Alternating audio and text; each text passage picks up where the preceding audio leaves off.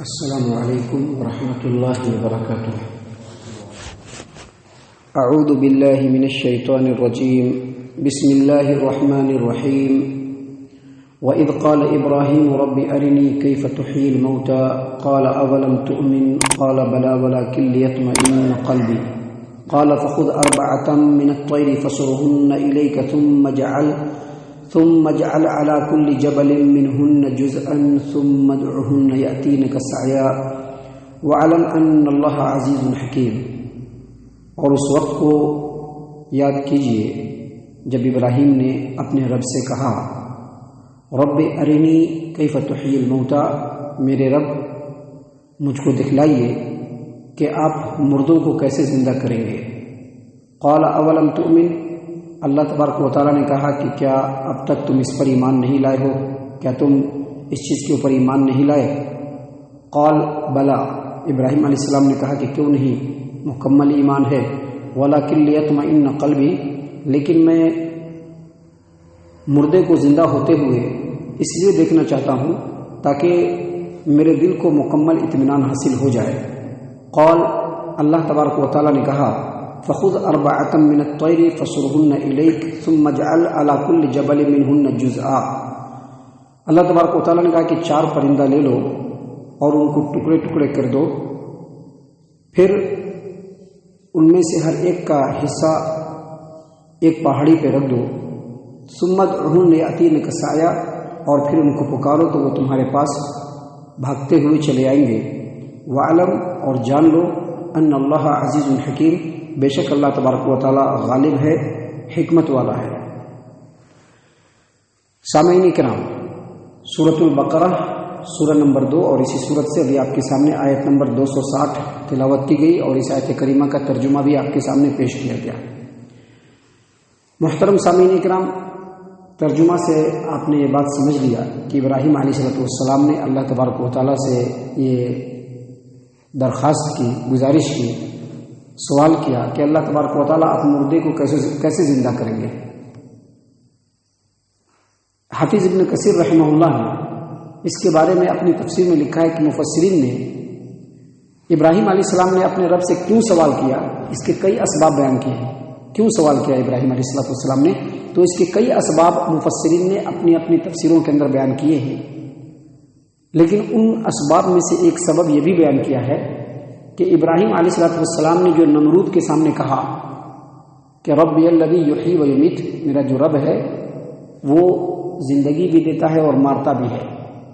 تو ابراہیم علیہ السلام کے دل میں یہ خیال آیا، انہوں نے یہ چاہا کہ اللہ تبارک و تعالیٰ سے یہ سوال کریں،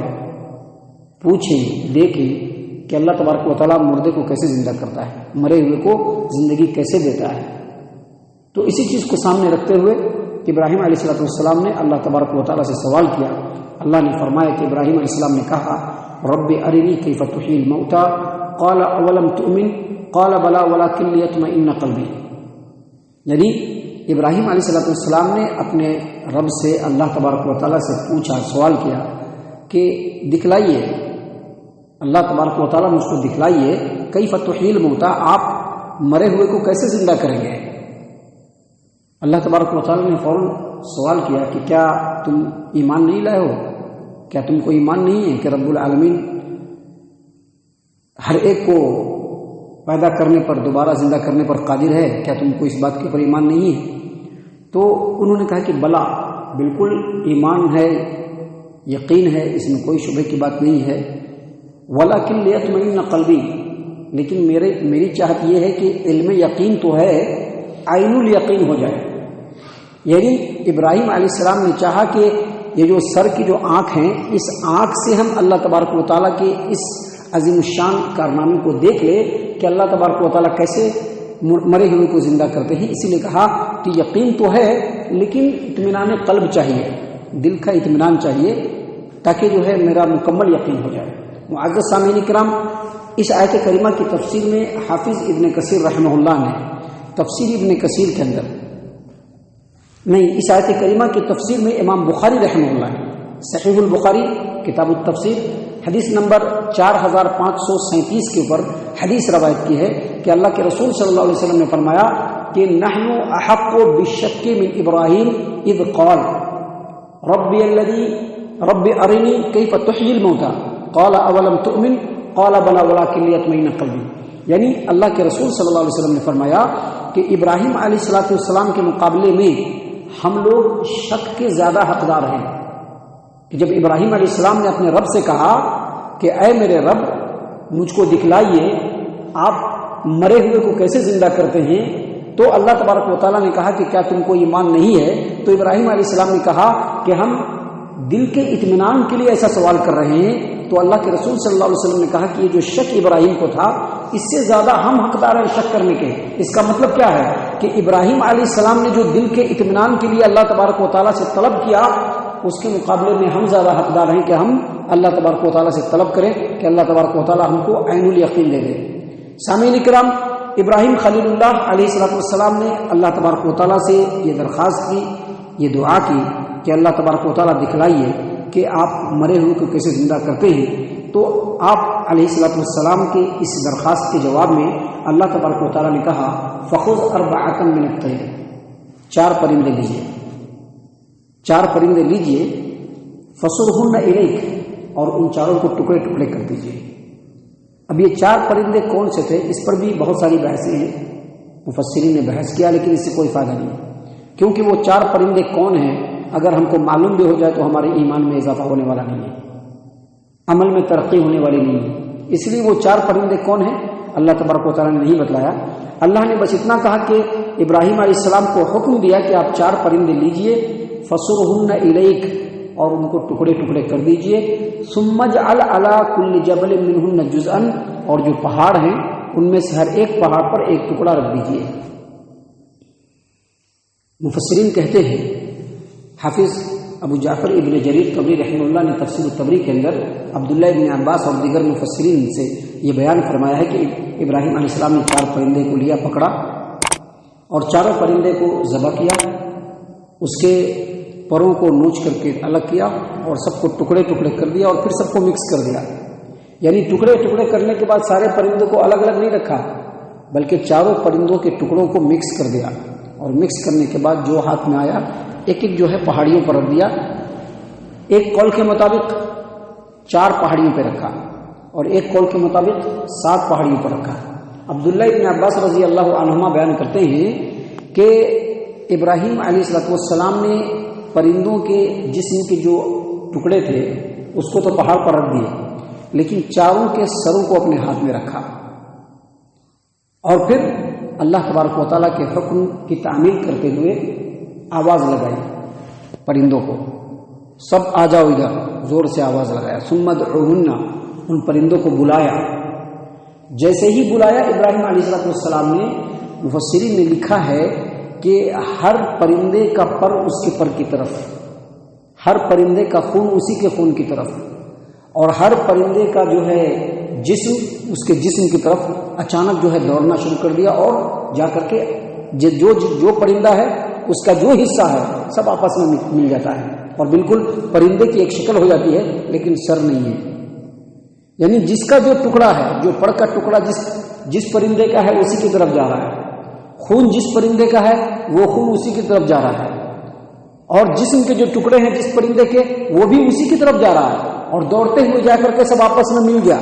اور ملنے کے بعد ابھی سر کسی کے اوپر نہیں ہے، سب ابراہیم علیہ السلام کی طرف دوڑنے لگا. اللہ تبارک و تعالیٰ نے کیا فرمایا؟ ثم ادعوہن، تم ان کو آواز لگاؤ، یاتینک سعیا، وہ سب بھاگتے ہوئے چلے آئیں گے. سب بھاگ کر کے ابراہیم علیہ السلام کی طرف آنے لگے. کیوں آنے لگے؟ تاکہ ابراہیم علیہ السلام دیکھ لے غور سے کہ اللہ تبارک و تعالیٰ کی قدرت کاملہ کیا ہے،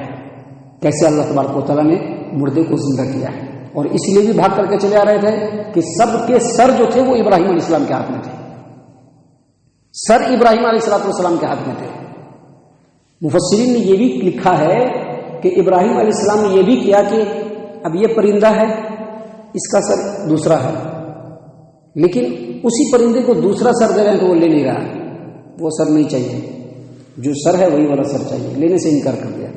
دیا تو وہ ادھر بھاگ گیا. نہیں، پھر جو اس کا ایکچوئل میں سر تھا وہ نکال کر کے اس کو دیا تو وہ لے لیا. یعنی جس پرندے کا جو سر تھا وہ اپنے سر کو ہی ایکسپٹ کر رہا ہے، دوسرے سر کو ایکسپٹ نہیں کر رہا ہے. اللہ تبارک و تعالیٰ نے ان تمام باتوں کو بیان کرنے کے بعد کہا وَعْلَمْ، جان لو ان اللہ عزیز حکیم، بے شک اللہ تبارک و تعالیٰ غالب ہے اور حکمت والا ہے۔ یاد رکھ لیجئے یہ قرآن کریم ہے، یہ کوئی دیو مالائی کتاب نہیں ہے کہ اس کے اندر قصے کہانیاں ہیں، نہیں، بلکہ یہ قرآن کریم ہے۔ اور اس قرآن کریم کی حقانیت اور سچائی کے اوپر پوری دنیا کے لیے، پوری دنیا کے لوگوں کے لیے، پورے کائنات کے لیے اس کلام پاک کی سچائی کے اوپر بس ایک ہی دلیل ہے کہ آج 1400 سال سے زیادہ کا وقفہ اس قرآن کریم کو نازل ہوئے اور گزر چکا ہے، لیکن آج بھی قرآن کریم جوں کا توں ہے، اور قیامت کی صبح تک یہ قرآن کریم بالکل ایسے ہی رہے گا، اور پھر اللہ تبارک و تعالیٰ اس کو اٹھا لے گا۔ محترم سامعین کرام، یہ سچی کتاب ہے، حق کتاب ہے، اور اس کتاب کے اندر اللہ تبارک و تعالیٰ نے واضح طور پر فرما دیا کہ اللہ تبارک و تعالیٰ انسان کو پیدا کیا ہے، پیدا کرنے کے بعد اس کی پوری زندگی چلے گی، اس کی موت کا وقت آئے گا، وہ مرے گا، مرنے کے بعد اس کو جس طرح سے لوگ چاہیں ان کا انتم کریا کر دیں، چاہے اس کو جو ہے دفن کر دیں، چاہے جلا دیں، لیکن اللہ تبارک و تعالیٰ اس بات کے اوپر قادر ہے کہ پھر دوبارہ اللہ تبارک و تعالیٰ قیامت کے دن ان کو زندہ کر دے گا، جیسا کہ یہاں پر دلیل دیا اللہ نے۔ اور یہ اکیلی دلیل نہیں ہے، یہ آیت نمبر 260 سورۃ البقرہ ہے۔ اس سے پہلے 259 نمبر کی آیت کریمہ میں بھی کل کے جو درس میں ہم نے آپ کو بتلایا تھا کہ اللہ تبارک و تعالیٰ نے ایک نبی عزیر علیہ السلام کو جب وہ ایک بستی سے گزر رہے تھے تو انہوں نے کہا کہ یہ بستی کے لوگ جو بالکل مرے پڑے ہوئے ہیں، بستی پوری تباہ و برباد ہو گئی ہے، ان لوگوں کو اللہ کیسے زندہ کرے گا؟ اللہ نے وہیں پر ان کو موت دے دیا، ان کو بھی موت دے دیا، ان کے گدھے کو بھی موت دے دیا۔ پھر اللہ نے 100 سال کے بعد ان کو بھی زندگی دی اور ان کے آنکھوں کے سامنے گدھے کو زندہ کر کے دکھلایا۔ یہ دوسرا ہے سورۃ البقرہ کے اندر۔ اور سورۃ البقرہ کے اندر بالکل اسی طرح سے آیت نمبر 55 کے اندر، آیت نمبر 55 اور 56 میں بھی اللہ تبارک و تعالیٰ نے مارنے کے بعد کیسے انسان کو زندہ کرے گا اس کی دلیل دیا ہے۔ بنی اسرائیل کے 70 لوگ گئے تھے طور پہاڑ پہ، اور موسیٰ علیہ السلام سے ڈیمانڈ کر دیا کہ جب تک اللہ کو ہم سامنے نہیں دیکھیں گے ہم جو ہے ہرگز ایمان نہیں لائیں گے۔ فوراً بجلی کا کڑکا آیا، سب کے سب مر گئے۔ موسیٰ علیہ السلام بہت پریشان ہوئے، قوم کے لوگوں کو کیا جواب دیں گے، اس کے لیے اتنے پریشان ہوئے کہ مت پوچھئے۔ تو اللہ تبارک و تعالیٰ نے پھر ان مرے ہوئے لوگوں کو زندہ کیا۔ سامعین کرام، اسی طرح سے آگے اسی سورت کے اندر آیت نمبر 72 اور 73، آیت نمبر 72 اور 73 کے اندر بنی اسرائیل کے اندر ہی ایک آدمی نے اپنے چچا کو قتل کر دیا اور قتل کر کے کسی کے دروازے پر پھینک دیا۔ اللہ تبارک و تعالیٰ نے قاتل کو پکڑنے کے لیے کہا کہ گائے کو ذبح کرو اور اس کے گوشت کو مقتول کے جسم پر لگاؤ، وہ زندہ ہو جائے گا، اور جس نے اس کو قتل کیا ہے اس کو بتائے گا۔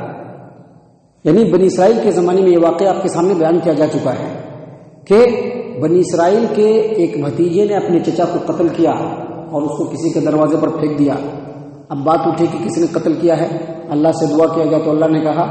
کہ گائے کو ذبح کرو اور ذبح کر کے جو مقتول ہے اس کے جسم پر لگاؤ۔ گائے کو ذبح کیا گیا اور اس کے گوشت کے ٹکڑے کو مقتول جو مر گیا تھا اس کے جسم پر لگایا گیا، تو وہ کھڑا ہوا اور کہہ دیا کہ میرے بھتیجے نے مجھ کو قتل کیا ہے۔ تو یہ چوتھا واقعہ ہے۔ اور پانچواں جو واقعہ ہے، اللہ تبارک و تعالیٰ نے سورۃ البقرہ میں ہی، سورۃ البقرہ سورہ نمبر 2 آیت نمبر 243 پہ ہزاروں کی تعداد میں جو آدمی تھے اپنے گاؤں سے، اپنے علاقے سے کیوں بھاگے؟ ان کو ڈر تھا کہ کوئی بیماری ہے جو آ کر کے ان کو لگ جائے گی، یا جہاد کے ڈر سے بھاگے۔ ہزاروں کی تعداد میں تھے، اللہ نے ان کو کہا کہ مر جاؤ۔ محفوظ مقام پر پہنچنے کے بعد بھی اللہ نے کہا کہ مر جاؤ، تو وہ سب کے سب مر گئے، اور پھر اللہ تبارک و تعالیٰ نے ان کو زندہ کیا۔ تو یہ جو واقعات ہے اللہ تبارک و تعالیٰ نے اس لیے بیان فرمائے ہیں تاکہ ہم لوگوں کو یقین کامل ہو جائے، اطمینان قلب ہو جائے کہ اللہ تبارک و تعالیٰ قادر ہے۔ ابھی جو ہماری زندگی ہے یہ چند روزہ ہے، یہ ختم ہوگی، اس کے بعد کی جو زندگی ہوگی یہ بہت بڑی زندگی ہوگی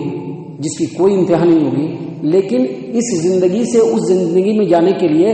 پہلے موت سے ہم کنار ہونا ہوگا، اور پھر اللہ تبارک و تعالیٰ دوبارہ زندگی دے گا۔ تو سامعین کرام، ان باتوں کے اوپر یقین رکھتے ہوئے یہ جو عارضی زندگی ہے اس میں اللہ تبارک و تعالیٰ کی خوب فرما برداری ہونی چاہیے، اللہ تبارک و تعالیٰ کی اطاعت و فرما برداری میں کسی طرح کی کوتاہی نہیں ہونی چاہیے، اللہ کو راضی کرنے کی کوشش کرنی چاہیے۔ اللہ تعالیٰ سے دعا ہے کہ اللہ تعالیٰ ہم تمام کو ان باتوں کے اوپر خوب غور و فکر اور تدبر کرنے کی توفیق عنایت فرمائے۔ اللہ تبارک و تعالیٰ ہم تمام کو صحیح معنوں میں پکا سچا مومن مسلمان بنائے، اللہ اور اس کے رسول صلی اللہ علیہ وسلم کی اطاعت و فرما برداری کرنے والا بنائے، صحابہ کرام رضی اللہ عنہم کے طریقے پر چلنے والا بنائے، جنت الفردوس میں جگہ عطا فرمائے۔ اے اللہ ہم تمام کو جہنم سے پناہ دے، اے رب العالمین ہم تمام کو جہنم سے پناہ دے، اے مالک الملک ہم تمام کو جہنم سے پناہ دے، آمین یا رب العالمین۔ وما علینا الا البلاغ المبین۔